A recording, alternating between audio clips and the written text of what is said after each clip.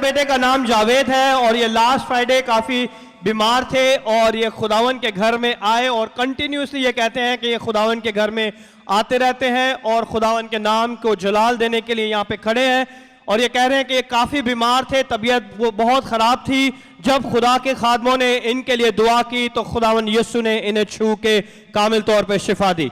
जोरदार तालियां बजाएं और यीशु के नाम को जलाल दें और अपनी जिंदगी की बेस्ट ताली बजाएं और यीशु के नाम को जलाल दें।